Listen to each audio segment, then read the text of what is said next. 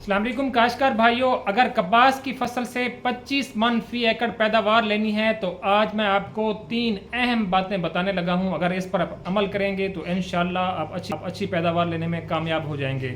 सबसे पहले आपने गुलाबी सुंडी का कंट्रोल करना है और आपको लिए चलता हूं सीनियर एग्रीकल्चर ऑफिसर ज़राअत तौसी हरुणाबाद। मोहम्मद इलियास सीनियर ज़राअत ऑफिसर तौसी हरनाबाद।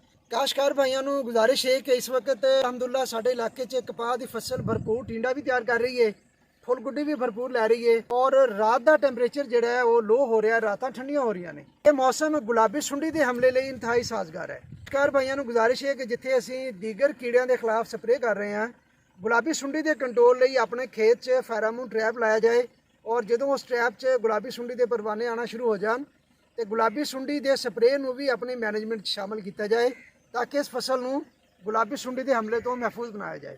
काश्तकार भाइयों, जो दूसरा काम पानी, जो वाफिर पानी है, अगर बारिश ज़्यादा हो जाती है तो उसका बर वक्त निकासी है।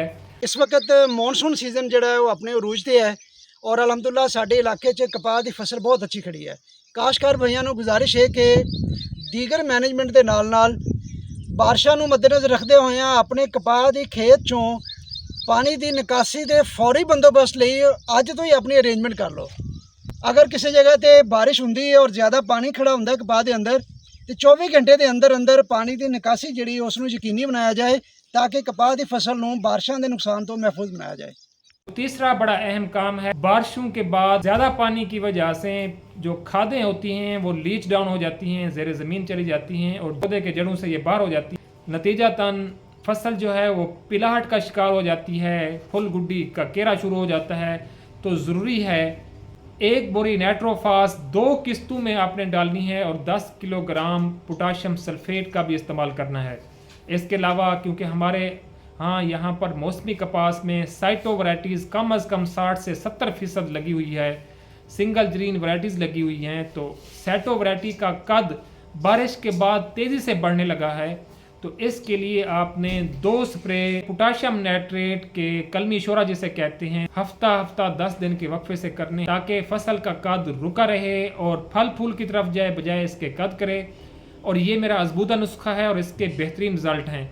इसके अलावा मैं आपको एक लिए चलते हैं हासिलपुर के एक ज़िम्मेदार की तरफ। मेरा नाम नबील आरफ है, चक नंबर 192 मराद, तहसील हासिलपुर, ज़िला बहावलपुर का मैं रहती हूँ।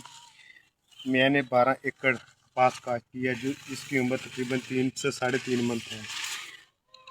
तो उसकी बात काट इसमें ना मुझे कीड़े और मक्खी वगैरह की शिकायत मालूम हुई थी। मैंने महकमा ज़राअत के माहिरीन से मशवरे से मैंने इसको स्प्रे किया है, जो उसका अच्छा खासा मुझे रिजल्ट मसूल हुआ है और उस पर कंट्रोल हो गया है। और मेरे इस वक्त कपास पे टिंडों की भी अच्छी खासी मकदार मौजूद है और मैं उम्मीद करता हूँ कि मैं पिछले साल की निस्बत इस दफ़ा ज़्यादा मुनाफा और ज़्यादा पैदावार हासिल कर सकूँ। काश्तकार भाइयों, इन बातों पर अगर अमल करेंगे तो इंशाल्लाह आपकी पैदावार अच्छी आएगी। अल्लाह ताला हम सब का हामी नासिर हो। अल्लाह हाफ़िज़।